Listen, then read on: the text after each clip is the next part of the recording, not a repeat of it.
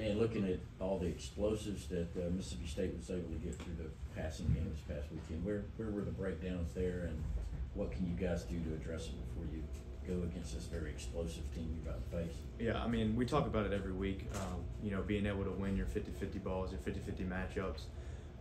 You know, that's something we're going to go out to practice and work on today a lot, and something we stress every day. And we talk about it every week. The number one way to eliminate explosive plays is your effort, you know, and your technique, obviously, but the overall effort and running the ball, you know, that's how you eliminate explosive. Yeah, Dan, obviously everyone knows you walk on here at Georgia. I'm curious if there was ever a moment where you realized not only can I play here, but I can be like a really good football player here. And has there been a recollection or a thought process that your football journey is not done here? Mm-hmm. Yeah, I actually got the chance to answer that question the other day, but I think in terms of me, I've always had that confidence and belief in myself, but I've had a lot of help and support through family and friends and coaches along the way who's encouraged me and you know, given me that confidence too when I might have lacked it. But you know, it's easier for me when I'm playing against guys who are very similar and give it their all every day at practice, and just having faith or confidence in them, and then you know, it helps me when I know where my help is on the field, and you know, and just the great coaching staff that we have here. I wouldn't want to be at anywhere else. To answer your last, is it safe to say when you grew up in this state, your identity to learning about Georgia football was with Coach Richt? No doubt. What he means to you, this program, and what he's trying to do with this bowl-a-thon to raise money for two worthy institutions? Yeah, you know, it's like you said, growing up watching Coach Rick and all the great players that he had, and then you know, he always made an impact to stress his faith, and that's something that I'm big on.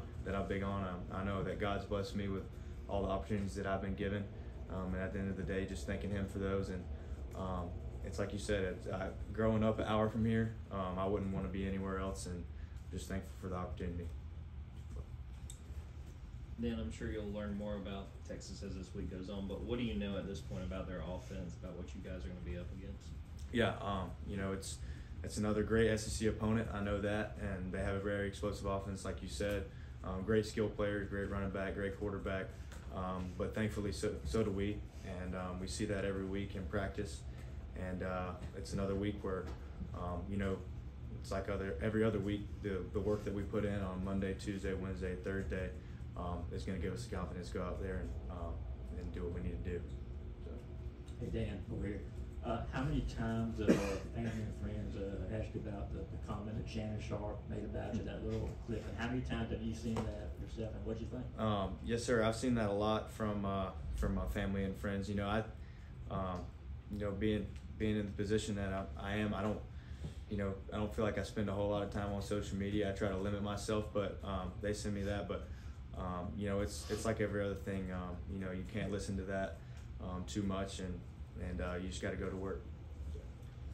Dan, what lessons do you hope you guys learned from playing in that Alabama environment, and especially handling it early on? Yeah, thankful for the opportunities that we've had this year with those 9 games already on the road, and it's like any other week in the SEC. You got to bring your best, and nothing different there. Dan, can you put into perspective KJ's advancement in this defense? I know it's a tough defense, and he's a young guy, but what have you seen, and what's happening behind the scenes that's allowed him to improve as much as we've seen him improve this season? Yeah, I think just being in meetings and growing as much as he can, taking notes every day, you know, sitting right beside us, just working on the small details, and then, you know, Coach T-Rob and all of our other coaches do a great job of, you know, stressing to him and all of us defensive backs, I mean, the importance every week. So.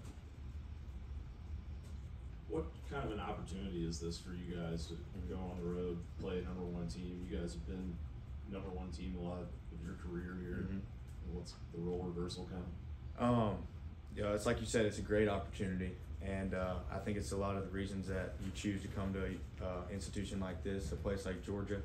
I know it's one of the reasons that I came and I came back, but you know, it's like you said, we work hard every week just like everybody else, and you know, one thing that my coaches have always told me, it's a big game because we're in it, and I think that's kind of how we're looking at it too.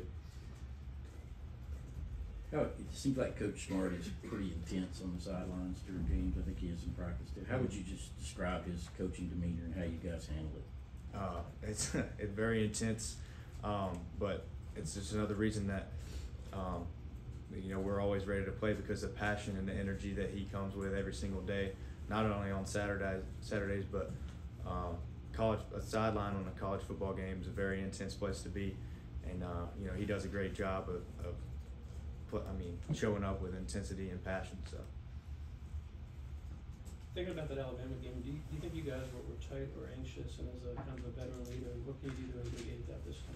I don't, like to look back in the past too much, but I think, every week throughout the week when we put in the work on Tuesdays and Wednesdays, especially our work days, we should be able to cut it loose on Saturdays, and that's what I expect for this weekend. Dan, you mentioned bringing your best every week. Looking back at the Mississippi State game, do you feel like you guys as a defense brought your best? Mm-hmm. I think we have still yet to put together a full 4-quarter game defensively, and I'm excited for this weekend to be able to do that. And just to follow up on that, what do you feel like as a defense you guys need to do to put together that complete game? Have a great week of practice. I think that's where it starts, and that's where it's been.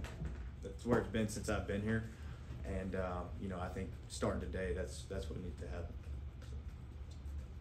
Dan, you guys are underdog, I think, for the first time in a few years, and does that add anything? I mean, I know you're supposed to play the same level every week, but is there a little something extra for a game like this going in knowing that most people expect you guys to lose?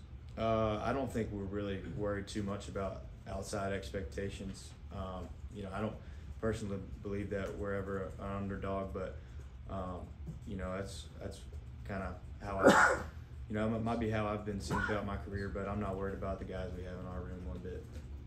So. Yeah, Dan, just what have the film sessions been like as you've gone back and watched that Mississippi State game? Is it a lot of obvious mistakes? Is it some effort mistakes like you mentioned earlier? Just what is the feeling been as you've gone back and broken down some plays Mississippi State generated?